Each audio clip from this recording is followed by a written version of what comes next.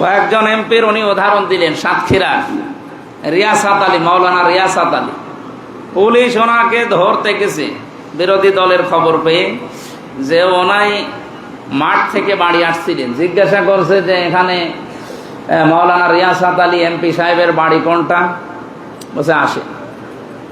ওনারে ঘরের পাশে দাঁড় করিয়ে ভেতর থেকে পরিষ্কার জামা কাপড় যা ছিল পরিয়ে এসে বলছে, এই যে আমি, যে আপনাকে কিছুক্ষণ আগে দেখলাম, যে আমি, আপনারা চেনেন না তাই আমি বাড়ি চিনালাম। পুলিশ বলছে আপনাকে ধরার জন্য এসেছিলাম। আপনাকে কি ধরবো? আপনার যে বাড়ি, এ তো সেই টিনের বাড়ি উপরে, আর নিজে দেওয়াল দেওয়া হচ্ছে যে পাতা দিয়ে। তাই আপনারা ধরে দুদকের যে মামলায় আমরা ধরতে এসেছি, ও আমাদের বিশ্বাস হয় না, ছেড়ে দিয়ে চলে গেছে। তা আমরা এইরকম হতে চাই।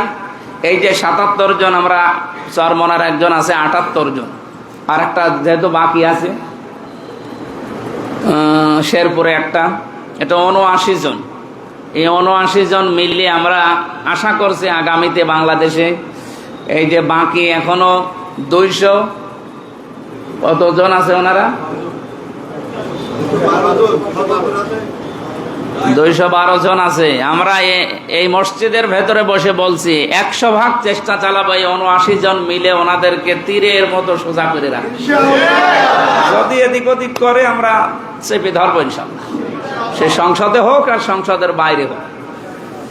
তা আমরা মধ্যম পন্থা অবলম্বন করবো। এটা হচ্ছে আল্লাহর জন্য সাক্ষী হওয়ার একটা নিয়ম। ২ নম্বরে, এই যে তাকওয়া অর্জন করার জন্য ন্যায় বিচার কায়েম করা দরকার। এটা ব্যক্তি, পরিবার, সমাজ এবং রাষ্ট্রের সব জায়গায় এই ন্যায় বিচার যদি আমরা কায়েম করতে পারি, রমজানের দ্বারা যে তাকওয়া অর্জন করার জন্য তাকিদ দেওয়া হয়েছে, সেইটা এবার বাংলাদেশে কায়েম হবে। আমাদের কাছে দল বেদল, ধর্ম অধর্ম না, মানুষ হলেই তার প্রতি আমার নিজের দল যা করেছে, অন্যের দল যা করেছে, আমি ওইটা হিসাব করে দেখবো এটা বৈধ কিনা। চাঁদাবাজি আমার দলের লোক করলে অসুবিধা নেই, অন্য দলের লোক করলেই ধরা লাগবে না, এটা ন্যায় বিচার না। আমি এমপি শুধুমাত্র ১,৮৩,০০০ ভোট পেয়েছি এদেরই না, আমার ৪.৫ লাখ ভোট সবার জন্য আমি এমপি। আমি সবাইকে আমার নিজের আপন ভাইয়ের মতো মনে করি, আপন বোনের মতো মনে করে ইনশাল্লাহ আগামীর ৫টা বছর যেন সঠিকভাবে ইখলাসের সাথে সুন্দর নিয়মে, কিছু কিছু নিয়ম তো জানতাম না, সবগুলো এখন শিখতেছি। সংবিধান এবং কার্যপ্রণালী মন্ত্রণালয়ের কি কি কাজ সব আমাদেরকে ট্রেনিংয়ে জানিয়েছে, বই দিয়েছে। এগুলো পড়ার মাধ্যমে, যেহেতু এখন সরকারি দলে নেই, বিরোধীতে আছি, সরকারি এবং বিরোধী দলের এমপির জন্য বরাদ্দ সমান সমান, কিন্তু লাইন ঘাট করে কিছু কিছু জিনিস একটু বেশি করা যায়। আমি চেষ্টা চালাবো আমার এই ফেস ভ্যালুটা কাজে লাগিয়ে আপনাদের জন্য কিছু করার, কারণ আমার তো আর লাগবে না, আমার যা আছে আছে চলে যাবে। আমার এই ফেসটা যেহেতু আল্লাহ একটা আলাদাভাবে বানিয়েছে, আলাদা না, এটা দেখলেই অনেকেই আছে না, ঠিক আছে। এটার জন্য আমরা বিভিন্ন জায়গায় এটা কাজে লাগিয়ে আপনাদের পেছনে আমরা এই শ্রমগুলো সামনে দিতে চাই। এই আজটার আরো বেশি শিক্ষা, আমি আরো ৩-৪টা শিক্ষা নোট করেছিলাম, আগামীতে যদি চেষ্টা করি আসবো এলাকায়, তখন বলবো ইনশাল্লাহ। আর তাফসির মাহফিল, ওয়াজ মাহফিল মনে হয় এইরকম ঢালাভাবে আর করা যাবে না, কারণ যত কাজ দেখলাম একটা এমপির মাথার উপরে যে কত কাজ, এখন আমার মাঝে মাঝে মনে হচ্ছে এই ট্রেনিং 2 দিন নিয়ে যে মমতাজ করতো কি করে। আমার মনে হয় মমতাজ এসব কিছু জানেও না, ও খালি গান বলা ছাড়া ওর কোনো কাজ। কিন্তু আমাদের তার গান বলার কোনো সিস্টেম নেই, আমাদের কাজ করা লাগবে, পড়া লাগবে এবং ওগুলো সব উপস্থাপন করা লাগবে। আর বিরোধী দলের সময় ফলরগুলো আরো বেশি দেওয়া হয়। ওখানে 1 মিনিট সংসদ চলছে বাংলাদেশের, 19,000 টাকা খরচ। তো সেই টাকাগুলো তো সব আপনাদের, এই টাকার মূল্যায়ন করা দরকার এবং এই টাকার যেন হক আদায় করতে পারি।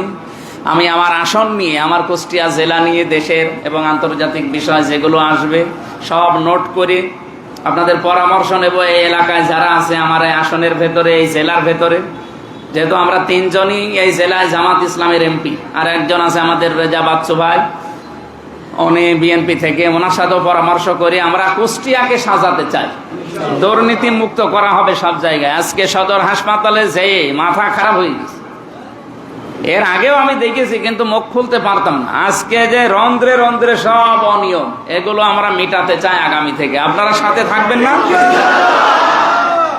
এরপরে ইঞ্জিনিয়ার জাকির হোসেন সরকার ভাই, উনি আমাকে একটা আহ্বান জানিয়েছে যে এই যে বালির ট্রাকগুলোতে বালি পড়তে থাকে, ড্রাম ট্রাকের, এইটার বিষয়ে আমি যারা দায়িত্বে আছে বা এই সংক্রান্ত যারা বিষয়গুলোতে পালন করে, তাদের সাথে বসে এটা কি করে বালি একটু কম নিয়ে পানি ছিটিয়ে যেন না পড়ে, শহরটা যেন পরিষ্কার থাকে, এটার উদ্যোগ নিচ্ছি। আমি কালকে শনি রবিবারে ডিসির সাথে বসবো, এসপির সাথে, এগুলোর বিষয়ে কথা বলবো। যা আছে সময়, যেহেতু মাহফিল নেই আর আপনারা করতেও দেবেন না, সুতরাং এই সময়টা আমরা কাজে লাগাবো, কিন্তু সাথে থাকা লাগবে। ডাক দিলেই চলে আসবে, যখনই ডাক দেব দলমত দেখবেন না, আমি সবার এমপি হয়ে থাকতে চাই ইনশাআল্লাহ।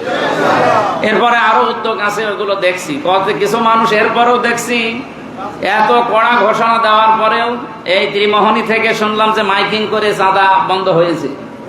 এরপরে মজমপুর থেকে, বড় বাজার থেকে আরো কিছু জায়গা দেখতে পাচ্ছি এরা এখনো অন্য কায়দায় নিতে আছে। সে যে কায়দায় নেন না কেন, ঘুষ যদি হয় ঘুষই, সে যে মাধ্যমেই হোক, আমরা কোনো অন্যায় যেহেতু করব না, আমরা করতেও দেব না। সে যত বড় মহারথী হোক, আমি দেখবো ইনশাল্লাহ। আপনাদের সবাইকে ভালো ভালো কাজে সাহায্য করা, অন্যায় কাজে আপনারা সাপোর্ট দেবেন না, সাথেও থাকবেন না। তাআওয়ানু আলাল বিররি ওয়াত তাকওয়া ওয়া লা তাআওয়ানু আলাল ইসমি ওয়াল উদওয়ান। ভালো কাজে একে অন্যকে সাহায্য করো আর সহযোগিতা করো। এই আয়াতটা আমরা সবাই মেনে চলতে চাই আগামী থেকে। যেহেতু রোজার মাসে আরো বেশি কথা বললে গলা শুকিয়ে শেষে বলবেন হুজুর রোজা ভেঙে ফেলেন। আজকের মতো থাক, আমিন।